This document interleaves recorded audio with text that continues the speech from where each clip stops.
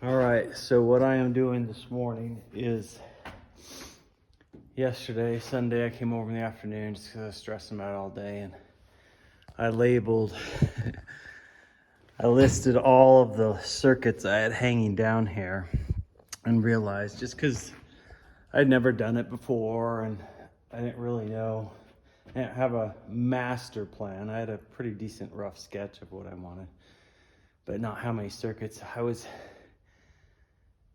Too often I was like, oh, I'll just make that a dedicated circuit based on, reading on the internet, make your dryer a dedicated circuit, even if it's a gas dryer and it doesn't draw a lot of power, just make it one. And, every once in a while you read something like that. And so anyway, I had 43 circuits hanging here. Well, about 39, and then I had about 5 more that I needed to go. So I went through and just carefully decided, you know what, I can eliminate that circuit or make it part of another one. So for example, the washer dryer, they don't draw a lot of power on a 20 amp. I can just make those one circuit. And so I'll pull that line. I had 2 outlets on one wall in the kitchen that I had made every single outlet in the kitchen a dedicated, and I'm just like, I don't need to do that. I just need 2 lines for small appliances. So I combined a couple there. So it's things like that. I'm not making my wiring all screwy and combining weird rooms and weird things. I'm only where it naturally occurred. And by doing that, I'm getting it down to, I think it's, let me count here. 1, 2, 3, 4, 5, 6, 7, 8. So 14 circuits are being reduced down. And then I'll have around 30 circuits coming in, which is not a big deal at all to me. And it'll be much easier to wire. And then I didn't have to use any of those tandem 20 breakers, which I've read are they're okay, they're fine to create more room in your box and more power, but I just want those single 20 breakers instead of relying upon having 15 of those tandem 20 breakers in order to make this work, which is, anyway, I'm learning on the fly, and I want this done just right and exactly right, and just a clean, nice layout. I can fit all the wires in the box. I can do the wiring. So this morning, hopefully I can combine all those lines really quickly. Just in the first 15 minutes, I've combined 2. I don't have any long, crazy runs to pull out or anything like that. It's all just short stuff. So like I said, I got a little out of control in the dedicated line. So, oh, this will go to this one thing. So anyway, that's what I'm doing today. And then in the end, hopefully it's all cleaned up and we're a little more efficient and concise in what we're doing. All right, so have condensed all the lines now, and I'm now running a few more outlets or circuits. One was to the kitchen island right here, and now I'm running one to exterior outlets. So by the front door, and then we'll kick it over to by the back door. I was gonna stub them off the interior outlets, but I don't know, it just feels a little hokey to do that, so I'm gonna run a line here. Down in the dungeon, this is where it all started. Me and Matt built that wall to start everything. Kind of cool. Charging the system, pressurizing the system, I guess.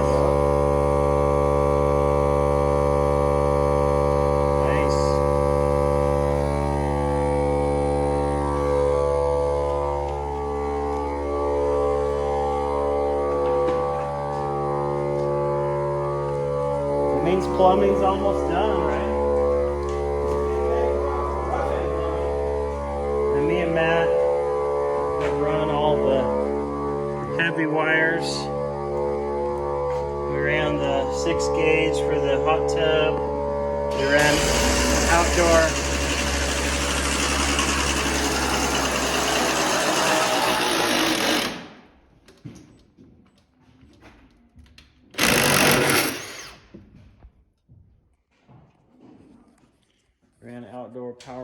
outlets, 3 sides of the house. Hopefully that's enough. Now we're setting cove heaters. Getting closer and closer. Brandy went to Jackson Hole to buy the 4.0 wire so we can run the main line. Getting close. All right, today is Tuesday, I think, and I'm trying to finish the wiring. It feels like it's just, oh, I forgot this and I forgot that. So I added off this outlet a switch, and then I'm running up, and there's an outlet just under the eave for Christmas lights, so we can.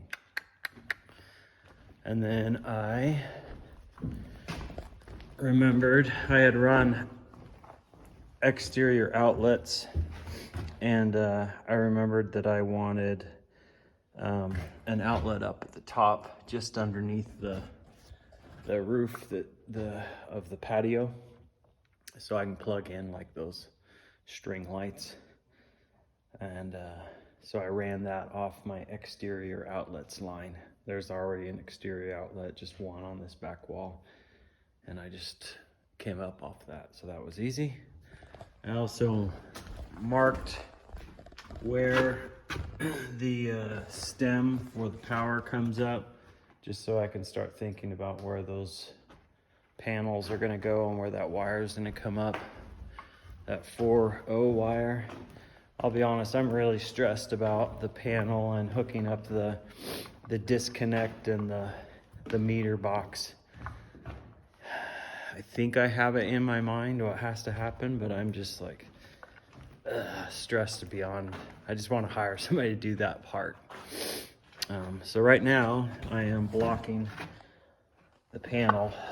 So the breaker panel will go here. And I marked it out. I think a breaker can't be higher than 6'7" feet. And so the top of the panel is there. 5 inches down is the first breaker. And then 39 inches below the top of the panel is the bottom of the panel. I'm putting a block in so any lines coming up out of the floor can strap and tie into that before they go into the box. And then same thing up here. Actually, now that I look at that block, I think it's too low. I think it has to be up higher. And then I'll put this big one up there. That way all the lines coming through those holes can be in position or be fastened to this block.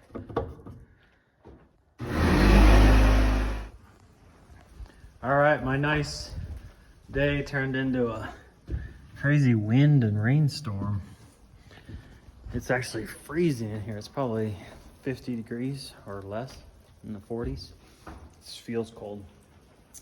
So, plumber is gone. He pressure checked his systems and they're all square.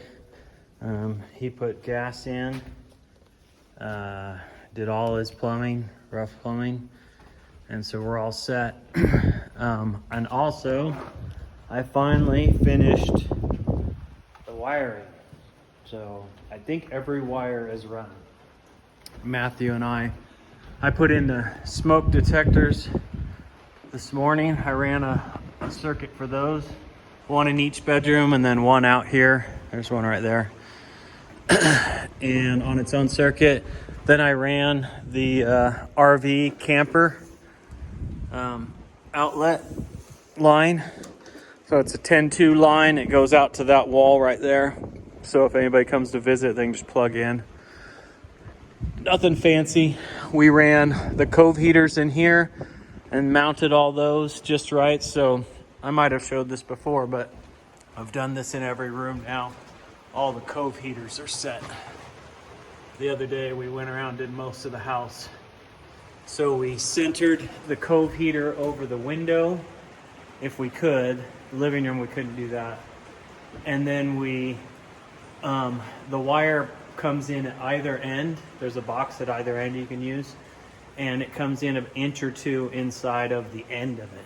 So we had to calculate that. We had to calculate how far down so that we're sitting on there so the wire is poking out of the wall, about an inch inside the end of the cove heater, and maybe 2 inches sometimes, and right in the middle of where it's going to sit on the wall. They didn't do all that measuring in our other house, and so we had cove heaters. It just looked goofy. I'm hoping it looks really nice. They're all centered in this house except for the living room windows, but I tried to center them across the space and spread them out evenly. Anyway, so we did that with all the cove heaters. I reduced the circuits down to, I think I have 28 left. All the check marks are reductions where I combined things that made sense. I didn't want it to be all screwy, that it's all a clean, efficient layout. What else did I do? All the fans are set. And I think that's, oh, we did run, can't remember what I already talked about this morning. Here's our island power coiled up on the floor. We did run a line out here across because the porch light will click on one light, but then I thought it's such a long run, so I'm going to actually put 4 more scattered out there, and the wires are hanging down. Well, I'm going to do recessed lights in the soffit along there, so you flick the porch light on and 4 or 5 lights come on across there. And so now I have to go around and tie all these lights together, but I'm out of wire. I went and got 250 more feet of 12-2 this morning, and I'm out. So we're pushing 3,500 feet of wire, maybe 3,700 of 12-2, which is crazy to me. And I just had an electrician come today, and he said, yeah, looking at my lines, everything, he's like, looks good to me. He goes, that's just sometimes the way it is, especially with our long layout here. With that electrician is coming tomorrow morning.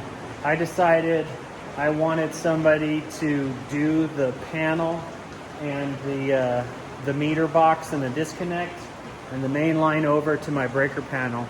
And I'm gonna be there helping, but mainly watching and learning and just kind of absorbing that. And I'm hoping it takes a day or two.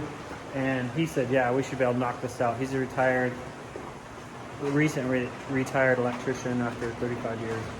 So I'm excited about that. I just feel like instant relief, partly because all the wires run, but now I have somebody doing the major task of all this. I've watched a million videos, and like it's all in my mind exactly what I have to do. And I'm hoping that just by watching him do everything, I'll be like, oh, okay, I could have done that, and next time I probably will. But it'll also be nice to have him here to discover certain things and point certain things out to me. So anyway, I'll document that in the next video. Today, for the rest of the day, it's 1 o'clock. I'm gonna try and get every light tied in. And so we're all good to go and ready. Matthew's coming over. He's gonna put the protective little wire covers. He's gonna tap those into the walls. I just put one in to show him what to do. He's done this before when we built the other house. So we've got 450 of those. He's gonna put those in, and then I'm gonna have to go buy more wire so I can string these lights together. It's crazy. Anyway, rain, rain, rain. I'm really excited about this house. I think we're gonna enjoy it.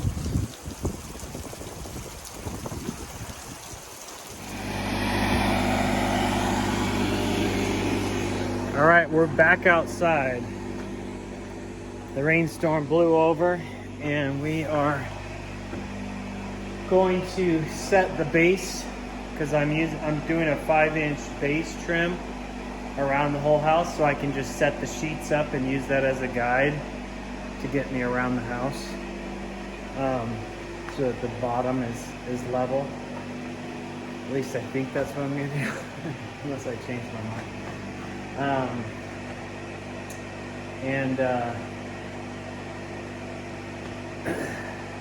Anyway, that's, oh, that way we can set the two big panels on this back corner. Maybe I already talked about this.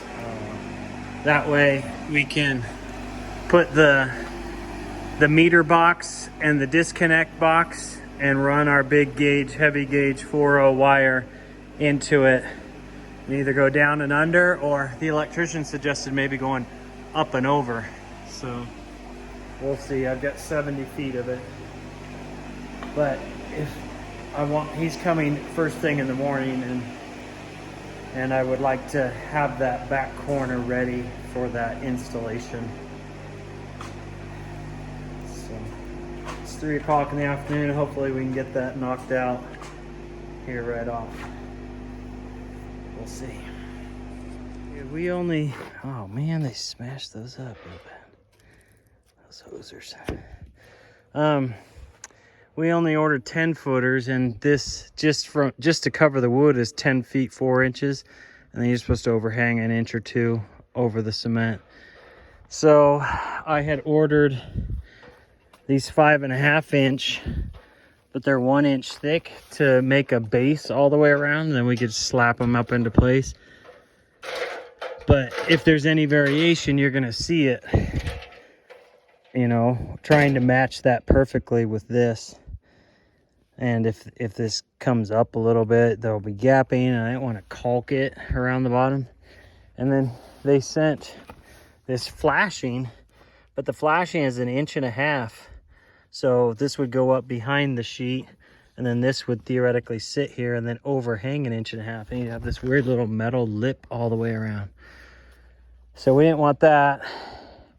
We have this other trim for the corners and the top, but it's only 3/4 inch. And the combination, this is 3/8 of an inch, and the combination of 1 inch thick, 3/4 inch thick, 3/8 inch thick, leaves you with all these variations. And it's, so what Matt came up with was, why don't we throw these sheets all the way against the top and go all the way around? That'll leave a 4-inch gap around the bottom, which might have some variation, and even the top might have some variation, but that's okay. We have enough of the about 3.5 inch and by 3/4 inch trim to go all the way around the top, and we'll do the corners around the windows with that. And then we'll come back and do this base all the way around. And oh, to patch in that 4 inches that's left at the bottom, when we put these on but all the way against the top, we'll trim out a bunch of these and just wrap it around the bottom, and it won't matter because we'll come back and cover it with this around the base, and we'll cover up any variations at the top with this. So there'll just be a clean cover at the top, cover at the bottom. I don't know if that made sense, but that like light bulb went off when Matt said that. We tried thinking through all kinds of variations, but so with that, we'll keep everything we have, but we'll just return the flashing, which I don't understand why he sent that size flashings.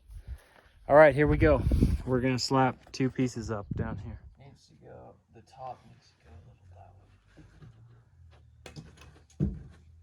A lot or a little? A little. Okay, so lower yours slightly. There. Now check. Okay. Let's see, that's a little bit.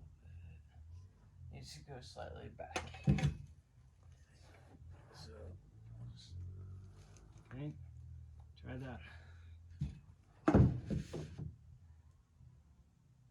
That looks good.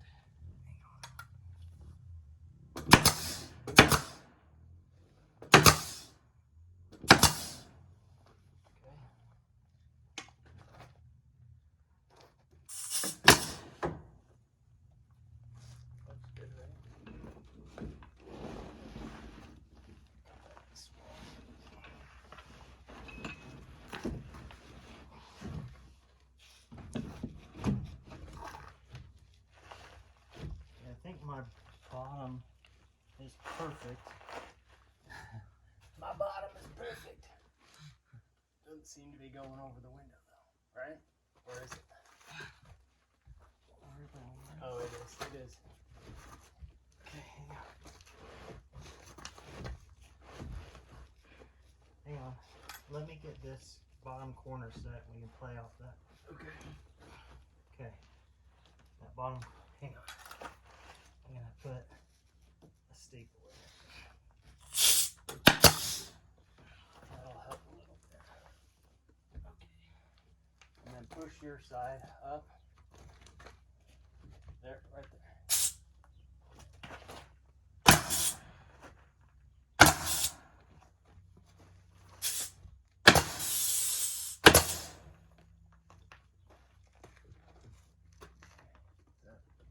Clearing the top, I think so.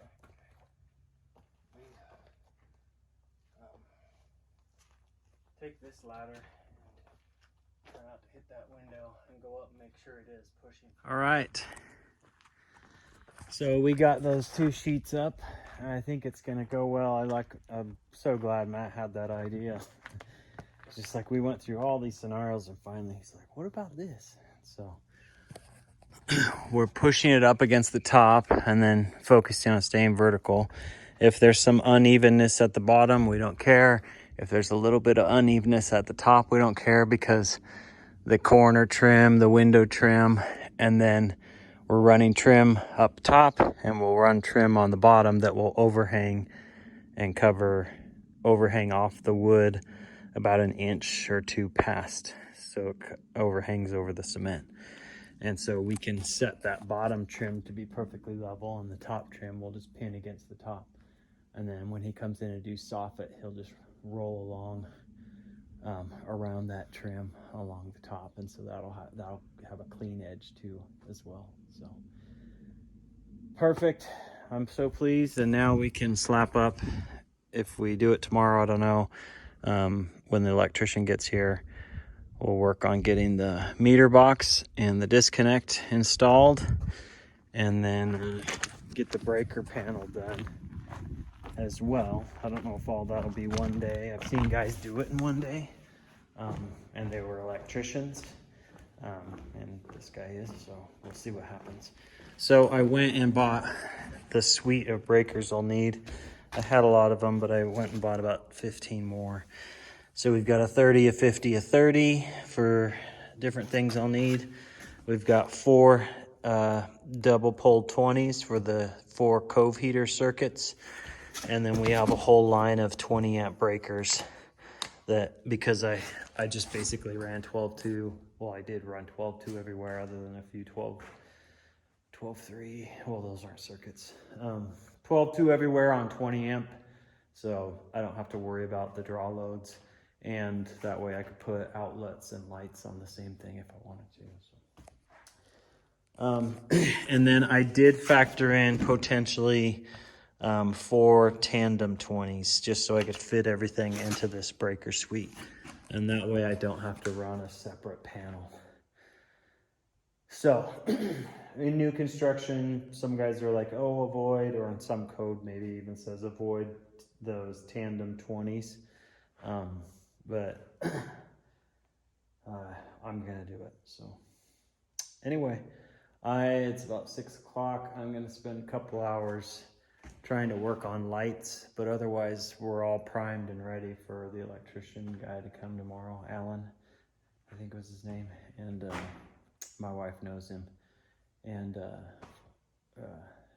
we're gonna roll. So I'm tired, as you could probably tell, but I'm so excited that all the wiring's pretty much done, other than tying these lights together. So here we go.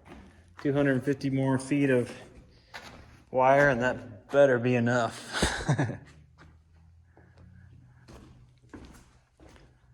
Getting towards evening.